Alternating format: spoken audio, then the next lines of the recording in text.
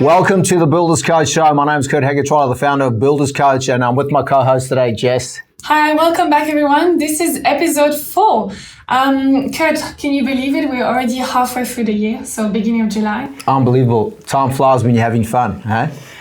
So yesterday you and I did a reflection and review exercise. And yeah, absolutely. We're going to go into it a little bit later in this podcast. Love it. But let's kick off first. What's been happening? Tell us about your week. On the last episode, I spoke about the development workshop. We had that on Friday, and it was just phenomenal. Like, really unbelievable. We even spoke about it on the last podcast, but I've had a couple of conversations with clients, and just some key points I want to get across. Like, it really changed my mindset around how developments are done. Like, I was thinking in a linear way before Friday. I was really thinking, you've got to find a property, purchase it, add value to that property, build equity, then either leverage off that equity to buy another property, or you sell it, take the money, roll it forward into the next property. But that is very linear. My eyes were open to other options out there, like no money down deals, literally using an option. But even that is something most people, you've probably heard about that, right? Like doing an option. But there's software that you can use that identifies properties that you can subdivide, and there's parameters that you could feed in now using artificial intelligence, which just blew my mind, including sending letters to people so you can get involved in off-market deals. So it really opened my eyes, and it's just exciting to be having conversations with clients off the back of that event and talking about the opportunities out there. There are a lot of opportunities, and actually interesting conversation I had with one of my clients this morning who's up in Queensland, just looking at how where they live, there's plenty of opportunity for doing developments with high rental yields, right? There's companies around there, big employers, one of them is a prison, but they need accommodation for employees, and there's like low cost accommodation you could put together with high rental yields with long lease, right? Get a property in place where it's obviously appreciating, but also strong positive cash flow, okay? Which is what you want ideally down the track with all real estate, is to have that positive cash flow. So it was exciting to have that conversation, and then recognize that your mindset needs to change around how you structure these deals, how you put them together. Also accessing the right people that can help you not only find the properties, but mitigate the risk. Mitigating the risk is a big thing. And then the other thing was realizing that there's a lot of FUD out there. So fear, uncertainty, and doubt. Right? We all have that inner critic and that voice, that self-doubt that comes in. We all deal with that every single day, regardless of who you are. I don't care who you are. Even Tony Robbins says he deals with the same thing. So being able to rise above that means that you put yourself in a whole different league, because most people are never going to take on a development. They're never going to look at an option deal. But if you do it properly with the right process, the right structures, and access to the right people, then you absolutely can. I want to just say to you guys, I know most of you are interested in doing your own developments or non-client work, or even just expanding your investment property portfolio. Friday's event was by far and away the best development one-day workshop that we've done. And I spoke to one of our new Kiwi clients this morning. He couldn't make it, but he wants a copy of the recording. I would highly recommend you purchase a copy of the recording. Check out the link in the show notes. It's there. A lot of the previous workshops, development workshops, there was workshopping that happened. Maybe 40% of the time were people talking about what they're doing at table. So we couldn't capture that on video. But with this event, I would say 95% of the content came from the front of the room, and it was killer. Like, it was really useful content that you can take and use straight away, which, by the way, one of my guys last week was saying is what he values so much about Builders Coach in our process is tangible, specific tools that he can take and use with immediate effect. So this development workshop was no different. So check out the purchase link. A lot of talking here, but I've got to tell you the story. I was speaking to a couple yesterday, and they said to me, 7-figure club, making $1 million, net profit, putting that into developments or channeling it into developments, paying this tax, and creating generational wealth. Once you're in a 7-figure club and you set up a development arm, it's generational wealth opportunity, right? So you can set up multiple generations. There's a couple of things yesterday I want to know, how do you offset the risk? What's the risk mitigation? Well, I was saying to them, like, having strong marketing systems, online and offline marketing systems that are well integrated and sing off the same hymn sheet and set you up so that you've got 100 people wanting to build with you, at the front door and you can only work with 10, so you cherry pick the best 10, that's how you mitigate risk. Because you now know if you're going to do 10 jobs, they're $1 million each, say in sizes for easy numbers, and it's 10 starts a year. So forget about December, Jan, because they're half months. So it's February through to November. You can stagger those perfectly. You just keep building that demand. You create your own economy. And in 2027, you know you're going to have 10 starts. In 2032, you know you're going to have 10 starts. You're making 7 figures, and then that's going into your development arm. But there was a story I want to share about a guy who came to one of my events once, and this was like, I still think about it now, I could feel the guy's pain because I could see it in his eyes when he was speaking to me. So I'd finished the keynote presentation, and this guy came up to me. I was talking about property, and he said to me, hey, like, I had 26 properties. So he had followed that linear process of buy a property, add value, build some equity, get a positive cash flow. If you can, buy another property, rinse and repeat. And he had built himself up to 26 properties, right? The day came where someone approached him and said, hey, there's this development opportunity, big one, shopping center down the coast, $40 million. So he went in, leveraged everything he had, all his equity in his properties. During that build, massive turn in the market. Long story short, he had to fire sell all 26 properties, go about $400,000 into debt to avoid bankruptcy.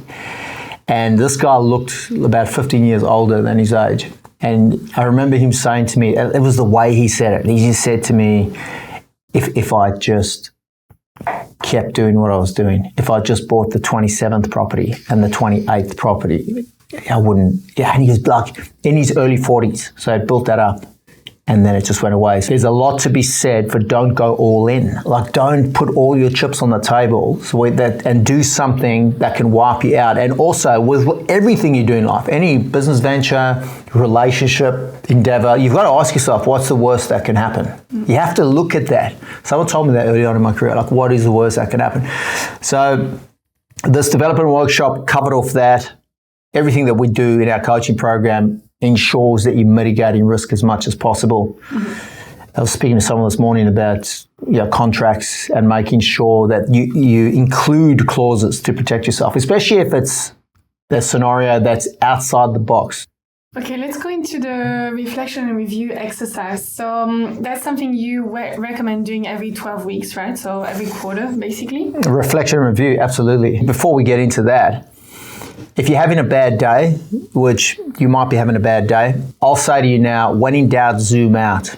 Like, look back, especially if you're working on your business and yourself, you're actively involved in leadership and personal development and business development, which no doubt you are if you're listening to this. Look back at the last 12 months. Look at the progress that you've made, because it doesn't matter who you are. Progress is not going to be linear. It's not going to be in a straight line. You're going to constantly be course correcting. So you're doing something, you're checking where you are, where you're at. Okay, things have changed. Everything's so fluid and dynamic. You're going to have to constantly be changing and course correcting. So often it's 2 steps forward, 1 step back. 2 steps forward, 1 step back. But that's still progress. You're still making progress. So when in doubt, zoom out. The reflection and review process is so powerful. It gives you absolute clarity. It's a bit like sharpening a lens. And we do them every 12 weeks. So we did ours last night. Yeah. And it's interesting because doing a reflection and review process, by the way, when you go through the questions, there's 13, used to be 12, now 13 questions that you go through. And when you answer them, honestly, then you will essentially have a roadmap for the next 12 weeks. The thing I want to point out with this reflection and review process, it is a skill development thing. So the more you do it, the better you get at answering these questions. So the first time you go through this process, which I recommend you do, like I said, it's halfway through the calendar year, just like that. Let's look back at the last 12 weeks. So we look at the last 12 weeks at when we run through these questions. If you've never done this before, you can do it for the last 6 months from January, or you can do it for the last 12 months. Right, it's up to you how you want to do it, what period of time. I'd recommend you do 12 months if you've never done it before, but just recognize that the first time you do it will be different to the 21st time that you do it. So last night we spent, what was it, half an hour? Yeah, just over half an hour. Just over half an hour to go through all the questions, and at the end of it, what was the level of clarity like? What do you reckon for you? Good level of clarity. I think what was great was just seeing everything we've achieved over the last 12 weeks, which I mean, it's amazing, it's right? only 3 months, but there was quite a few significant steps in there. Yeah, and you know what's fascinating? You said that at the end of the first 12 weeks for the year. Yeah. Because we went to South Africa, we launched in Vegas, and at the end of that 12-week period, it was like, wow, look how much we've done. And there was like real estate investment in there as well in 12 weeks. But this next 12-week period from April, May, June was similar, if not more. Yeah, definitely. And I think it helps you also focus on the positives. So, because sometimes we're like, oh, we're not exactly where we want to be. But then when you look back, you've kind of, yes, there are a few things that we did, like, tick and achieve, etc. There's actually a book on that called The Gap and the Gain by Dan Sullivan. So I think I've mentioned Dan Sullivan before. Who Not How is a great book, which our 7-Figure Club builders point to a lot because it's accessing the right people to help you accelerate your business systems development and leadership development. But the other book he wrote is The Gap and the Gain, which talks about that precisely because our reptilian brains haven't quite caught up with where we are. If you think about how quickly things have changed in the world just in the last 50 years, right? And we've spoken about how it's going to change more in the next 10 than the last 100, which is mind-blowing. But really, we are set up to look for negativity. So that negative voice or that always thinking worst case scenario, which naturally comes with most of us, is just a protection mechanism. It's our reptilian brain trying to protect us. And it can be irrational at times. So the negative quite easily outweighs or overrides any of the positives. So looking back and asking yourself, what were the positives that came up in this last period? And then writing them down and then looking at them. It's powerful. And it's like we've done this so many times now ourselves, but for our clients as well, the number of times every single time we do it, it's like, wow, I accomplished a lot. And a high percentage of the things that we wrote down were ticked off, right? Yeah. And then also looking forward, right? So because now we're looking for the next 12 weeks, which really brings us to the 1st of October. Yeah. Which seems like and it's not that far away, basically. In terms of that roadmap, looking forward to the end of September or the 1st of October, that clarity, how powerful is that? Focus and clarity are wealth attractors.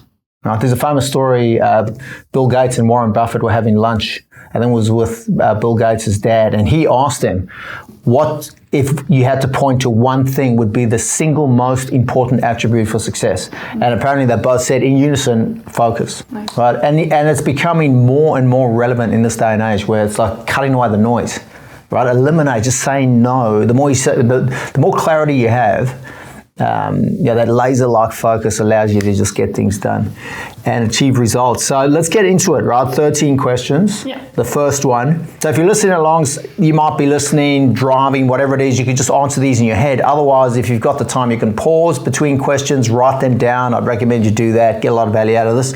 Question 1, top 3 wins for the period. So whether it's 3 months, 6 months, 12 months, really look at what are the top 3 things. I like to look through my calendar. So last night I was going through my calendar, just look at every week because everything's in there. And by the way, we did business and personal. Yeah. Right, so we looked at things that relate to our kids, to holidays, to birthdays coming up. We've got some big birthdays coming up. It's exciting. We actually locked in some cool stuff, right? And then I think we had both 12 or 15 top 3. And then we kind of went through those and decided which one would be the actual top 3. Yeah, well, I think you had 15, I had 19 positives. And then it was like, okay, so just do a brain dump. What are all the positives you can think of, big, small, medium, whatever, and then narrow it down to 3, bang. Mm-hmm. So that's the first question. Second one, the biggest, so top 3 wins is the first question. Second question is biggest positive for the period. Yeah. What was the big? So that should come out of the top 3 or be related to the top 3 at least. Yeah. And for us, that was easy. It was a pretty easy one, right? It wasn't like we agonized over that question. So question 1, top 3 wins for the period. Question 2, what's your biggest positive for the period? Now you could have. we were talking about this just before. You could have your biggest positive for the business and your biggest positive personally as well. Or like one of them may be huge. You may have signed your biggest contract ever. You may have made $1 million on a property sale, which is the biggest ever, like on one sale. Or maybe you just got married or engaged. So that like there may be something that really jumps out at you. Otherwise, maybe it wasn't overly eventful, you know, the last 3 months or 6 months. So you've really got to look through that list and pick the biggest positive. But again, our brains tend to override the positive with negative, right? With negative emotions. So you're probably going to be surprised. There's often things in there you go, oh my God, yeah, I forgot about that. That's a big one. Okay, so question 3, biggest negative for the period. Now, this is an important question. Why? Because that's often where the biggest learnings are. Yeah. Right? So really look at that. You've got to like walk towards the challenge, or like John McGraw was saying, walk towards the criticism. If there's negative feedback, obviously always qualify feedback. Don't take negative feedback from someone who's an outlier, like someone who's a little bit left of center or way left of center. Make sure it's someone who you respect and admire, and someone who cares about you. So it could be a family member, a mentor, or an A-grade client of yours who's like, hey, you know, there's this thing happened, or you could improve in this area. So then take that and that's the next question. Question 4 is, what are your lessons from the above? Sorry, were you going to say something? No, I was going to say, don't dwell on the negative either, right? That's why we do top wins and biggest positives. Yeah. We don't list out all the negatives for the period, because that would just be... Correct. Like, you're not going to dwell, because again, it's easy to do that, but you do need to look at it. Don't avoid the negative and pretend it's not there either, because, you know, some people have, you know, that is something they do, and obviously you need to look at the truth. The truth will set you free. All right. That's why it's important to qualify the feedback as well, because it may not be, you know, a real thing. Appropriate. Yeah. Number 4, lessons from both, right? Lessons from the biggest positive and the lessons from the biggest negative. And we had some good ones on a personal front as well. Remember? Yeah. And we had a thing that we had to go and do. But it worked out really well. So the lesson there was uncomfortable situation avoided because of all the work we'd done. We'd done a lot of work prior to that situation. Won't delve into this personal thing, but I think that was powerful. And you only were able to highlight that because we're looking back. Yeah, otherwise we probably missed it, right? Absolutely, definitely. Never thought about it again. Question 5 is completely different, unrelated to the others, and it's innovation. What new technology and systems will you be using? And this one's becoming something that's obviously very relevant in this day and age. And I spoke about the boardroom, how 12 months ago, when we had our 7-Figure Club guys together, there were 7 books and 1 app, and now it was 9 apps and 1 book recommendation.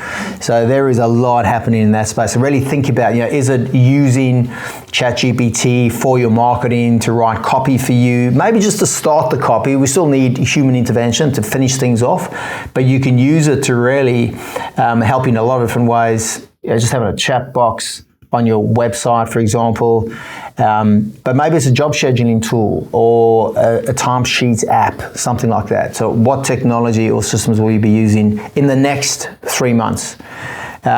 Number 6, new skills and knowledge. This is a real important one, I reckon, and something that most people don't do, which is direct your learning in a specific direction. Like for me personally, after Friday's development workshop, that's an area I'm going to be directing my learning. And remember, learning is not only reading books, going to seminars, it's also the application of ideas, which is iteration, right? That's how you internalize your knowledge. So that's an area, plus there's areas or certain aspects of marketing that we're going to be delving into as well. Yeah. Just trying to stay on top of all the change, because there's a lot of change out there, right? And remember, I went to a coaching convention, when was it? In March. There were like 70 coaches from around the world, and I was having breakfast with these guys, a 3-day event. And one of the coaches said he did a lot of learning, listened to a lot of podcasts, audio books, but he had never sat down and asked himself, what's the one thing that I would most benefit from learning? So what skill or what information or knowledge would most benefit my business right now? That question there, right? That's the one I want you to answer. And then based on the answer, obviously follow through on it. And that's a coach who coaches clients. And these were all very successful people. So if you haven't done it up until this point, don't beat yourself up. There's coaches out there that haven't really done it. They're just going broad. But once you, again, focus, throw back to the importance of focus and clarity, which is what this whole exercise is engineered to do. It's just to sharpen your focus, right? Number 7, BHAG. Familiar with that term? Big, hairy, audacious goal. Okay. So that's setting a goal that's going to give you sweaty palms, all right? You want to be comfortable being uncomfortable. It's a leadership trait. Always get out of your comfort zone. Set a goal that's going to really make you a little bit nervous, because if you don't get out of your comfort zone, you're not growing. And if you're not growing, you're literally going backwards. So think about something, all right? Number 8 is the profit wheel review. So we've got a profit wheel with, what have we got there? 2, 4, 6, 8. There's 9 different areas. So score yourself from 0 to 10 for each of these. So strategy, which is your overall market position. So your architectural builder, renovations, remodeling, do you do shop fit outs, whatever it is. What's your niche? What's your specialty?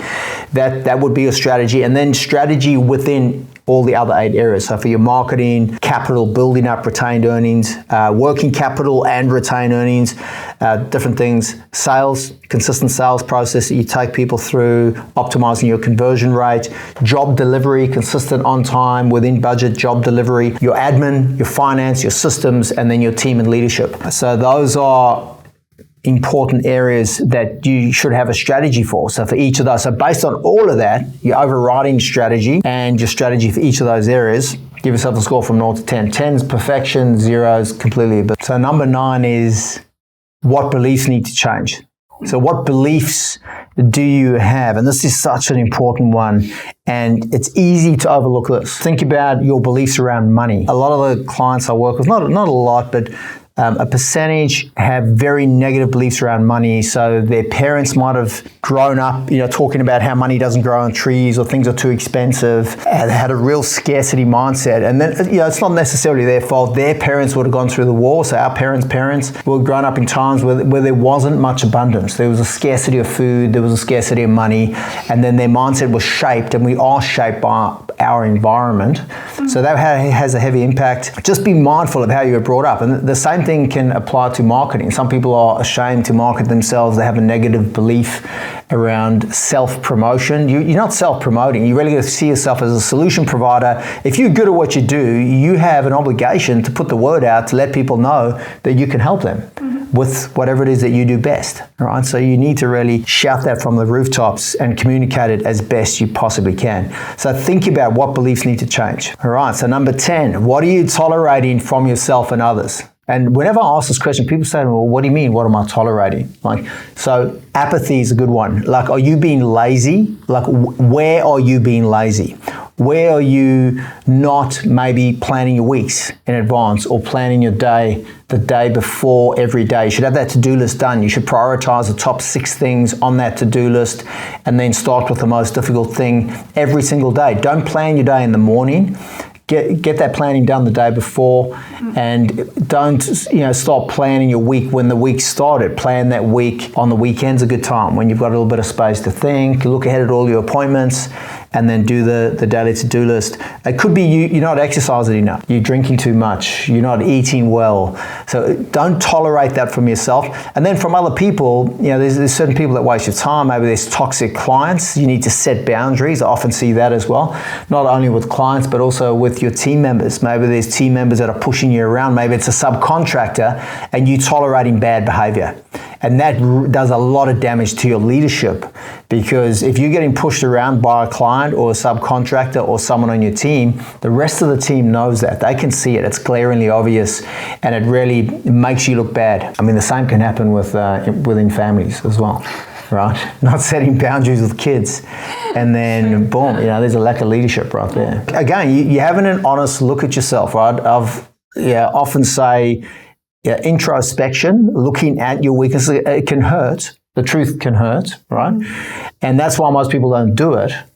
And the best analogy I've heard is it's like going on anesthetic, or it's like going into an operation without anesthetic. All right, that's what introspection and looking at your faults is like. But do it, all right? You'll benefit. Take your medicine. All right, so that's number 10. 11, where do you need to 10x your activity? So if there was one area where you were going to 10x, do 10 times more in that one area, what would it be? For most people, it's marketing.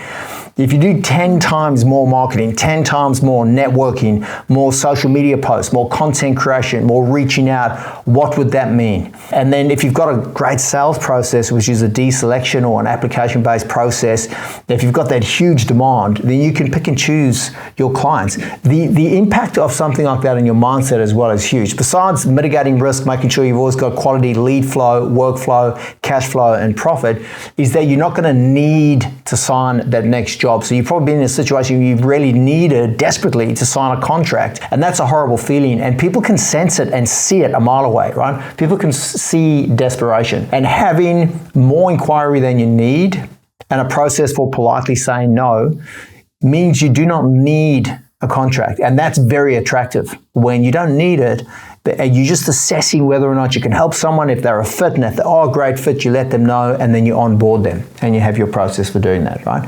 But maybe it's another area. Maybe you got to 10x your activity in leadership skills development. Maybe it's in sales, more conversion, not leads. Maybe it's in understanding your financials. Maybe it's time management. You decide, okay? And then you apply yourself. So decide what it is, and then you apply yourself for this next period, for this next 12 weeks. Number 12, second last question, new habits for success. All right, so maybe it's getting up early, making sure that you've got a morning routine. Maybe go again back to planning your weeks in advance, planning your days in advance, doing one marketing activity every single day. Right, before you sign off for the day and relax with your family, make sure that you send out an email, make a contact, nurture a relationship, do one marketing thing. That's a very powerful thing. If you do that every single day, that's more than 200 marketing activities that you'll generate every single year. Number 13, the final question, and it's the newest addition to our list of questions, is what was your biggest sliding door moment? So what's a sliding door moment? John McGraw introduced us to that. Hey, there's a great show on Apple, by the way, Apple TV, called Dark Matter. Check it out. If you haven't seen it, watch it, all right? It'll make sliding door moments will make perfect sense after you watch it. It is quality, right? You enjoyed it as well? Yeah, that's pretty good. So a sliding door moment is you deciding, it could be a little thing like, you know what, I'm not going to have a beer tonight. Yeah, it'd be easy to say yes, not as easy for some to say no, but just deciding not to do it. And then that healthy part of your brain kicks in, and the next day you go for a run, and then you start building a streak or momentum, and then you haven't drunk for a while. There's a lot of people I know that have given up drinking alcohol altogether. It's becoming more and more popular these days. I'll stop drinking for 10 years. It's fantastic. I'll have the occasional drink now, like if you're watching sport or something. But for the most part, that was a sliding door moment for me. I decided I'm going to stop drinking. I wanted to stop drinking for 3 months, just to detox. I stopped for 10 years. Best 10 years of my life, right? It's really about making a decision and then see where that takes you, right? Exactly. And it can set you off on a completely different trajectory, which means your whole life changes, but you don't know. Like if you say, we're doing that all the time, every single day, but it's looking back at the last period, 3 months, 6 months, 12 months, what was the sliding door moment? There must be something where you remember consciously making a decision to either do or not do something, and it had a huge impact. Okay? It could be a personal thing, could be a business thing, but it's important to recognize that, because I think people forget how powerful just like one decision can be, like going left or right, and everything changes, right? Hey, I think we had like another question in here. Do you remember the story about the donkey on the bridge? Yes. Via email to your clients also. Yes. Do you want to explain a little bit what that's about? So Donkey on the Bridge, that was at that coaching convention where I was at, actually. There was a presenter who used to work at Mercedes-Benz, and his boss was obsessed with the movie. I forget what it was called now. But it was Patton. Okay, Patton. And it's an American famous general in World War II, US general, and they were traveling through a country with a whole lot of soldiers and weaponry, and then they got held up. And Patton jumped out the vehicle and said, what's going on? And there was a donkey on this bridge, and the stubborn mule wouldn't move. And he walked up, pulled his gun out of his holster, shot the donkey in the head, and pushed it off the bridge, and he said, let's go. And very graphic and quite a hard-hitting story, but The question is, what's your donkey on the bridge? What's that thing that's stopping you from getting to the other side to where you want to go? So maybe it's an employee, someone that shouldn't be there. It could be you, could be the donkey on the bridge. Your mindset around marketing, the thing that's stopping you from creating video and photo content and putting it up on Instagram, or just engaging someone to do that for you. Who, not how. You don't have to do everything yourself, right? So there's a great question. So what is the donkey on the bridge in your business? Awesome, thanks. So that's our reflection and review exercise. We'll be doing this again end of September, 1st of October. Absolutely, yeah. And then, reviewing where we got to. Make sure you go through the questions, take it seriously. Like, it can honestly put you on a different trajectory, a different course, and completely change your business and your life. So we'll go to some questions. I know we had a couple of questions that came through. Yes, so we got a few questions that came through. I want to start with one that came via social. I think it was Michael. Michael is asking, how do you allocate your overheads when your job size is ever changing?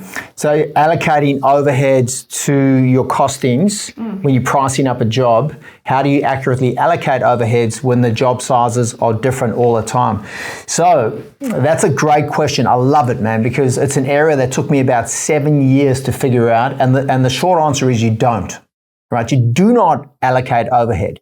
So why not? Well, we want to make things as simple and as complicated as they need to be. So when you're pricing your jobs, ideally what we want to do is cost in materials, labor. Make sure you include an allocation, an hourly rate, weekly allocation for supervision and project management. That is one thing I see a lot, right? Guys just don't cost themselves in, and then they employ people and it's $3,000 a week and they're paying that from their profits. And that's when they just shrink back down and go, it's too dangerous to grow or scale, right? So make sure you cost it in. Supervision and project management, two separate things. Hourly rate, weekly allocation, materials, labor, all your subcontractors. Then you aim for a certain margin, which is a gross margin. So gross profit that you want to achieve. And then you pay your overheads from your gross profit. Now, if you're turning over more than 2 mil, then this is relevant to you. If you're doing less than 2 mil, then what I'm about to explain is not relevant. You've got to get your turnover to 2 million a year as quickly as possible. Okay, unless you're in a specific niche with huge margins above 50%, right? Which is quite rare. But I just want to make an exception there. So if you're doing more than 2 mil turnover, all you need to do to not have to worry about overheads is have a gross margin of more than 20%. So if you're working with us, it's 25. A 25 margin's a 33 markup. I mentioned this on one of our previous podcasts. But a 20 margin is a 25 markup. So if you've got a 20 gross margin, you will cover your overheads. How do I know that? Because I've never seen more than 11% of turnover for overhead to turnover ratio. Okay, that is a metric, all right? You will be somewhere between 8 and 12% in terms of your overheads to turnover metric. You can go check now. Look at your overheads. Now, remember, your overheads do not include any site-related wages like supervision, project management, carpentry. All of that is cost of sale. It needs to go up into cost of sale. But look at your overheads, and most of you will probably be 8%. Or 6%, and so it means you can go up to 10%. And if your overheads are 10% of turnover and your gross margins are minimum 20, then you know you'll cover your overheads and you'll have 10% left over for net profit. Awesome. So hopefully that made sense. So great question, Michael. Comes up a lot, highly relevant. Yeah, I see so many guys trying to put in an allocation for overhead, and then there's an allocation for contingency, and then there's another percentage for this and that. It just becomes an absolute mess. You muddy the waters. You don't need to. Just get really good at calculating the costs, and using a professional estimator who's better at costing than you is what I'd recommend. Obviously, charge for quotes, pass that fee on to the estimator, and then just go for a consistent margin, price it at that margin, make sure you've got solid job codes and cost codes, so that you can then generate a P&L on that job at the end of the job to ensure that you held it. And then once you've got that going, then you're off to the races. One more question, Kurt. Your book, $1 Million Builder, why did you write it? Okay, great question. And it's actually a question I haven't answered a lot. And people are like, oh, I wonder why I wrote it. Of course, he wrote it because he wants to be famous or he wants to make money from his book. No, I'll tell you that the real reason I wrote it is when I started out in business, I did not know a lot about business. And I was petrified when I read about the stats. 80% of businesses fail in the first 5 years, another 20 that make it through, 80% of them fail. And I was like, how am I going to mitigate my risk? How am I going to be the 4 in 100 people that make it through to 10 years? So I started reaching out and reading books, going to seminars. And my question was always, who do I trust? How do I know I can trust these guys? Why are they sharing this information?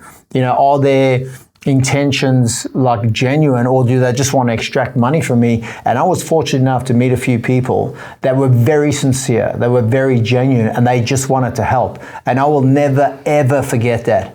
And I can clearly remember being very naive, very uncertain, full of fear and anxiety, and then having these people share information that absolutely changed my life. And I remember there was a moment in time when I was like, I want to be that guy. I want to be the guy that shares valuable information, and then people get it and go, wow, this is so cool. So I really wanted to put it out there, which is why I put everything I had in that book, literally all the resources, all the information I could. And it's turned out so much better than I expected, man. Like the people that I speak to on a day-to-day basis, that Kiwi client this morning, he was just saying, he read the book and then they reference things in the book that help them take a different trajectory. And I just love it, man. Like that validation, it's amazing. So 90% of the people that I help, a lot of them through the book, and we've had at least one guy get into our 7-figure club just through reading the book and applying it himself. I'll never get to meet them. But I can't tell you how great it feels to know that I have become that guy that I needed when I most needed help. All right, so that's the primary reason why I did it. I want to get it out there because there are so many people that are suffering in this industry unnecessarily. So if you don't have a copy of my book, you can get a free copy. I will literally send you a copy, a paperback copy for free. I'll cover the postage and handling. I'm not trying to sell my book. I want to get it out there to help people, because I know if you get control of your business, you start making decent money, well, not only is it exciting when you crack the code with business, but it's going to spill over into your personal life. It'll help your family and you'll be a better example to your kids. There's no reason why in this day of abundance that you should be struggling financially. So yeah, that would be the main reason that I wrote it. And of course, people read my book and they go, wow, this is amazing. If I've been able to make these changes just by reading a book, imagine if I worked with Kurt and the Builders Coach team, imagine what I'd achieve. So we get a lot of our clients, a high percentage, through our book. Amazing. We'll put the link to get the book in the description of this. Show notes. In the show notes, yes. Okay, perfect. Fantastic. I think that's all we've got time for. We could keep talking all day. Adelaide, 26th of July, Perth, 20th of September. Plenty more. We've got webinars coming up. Watch this space. Have a great rest of the week. See you soon. Thank you. Bye.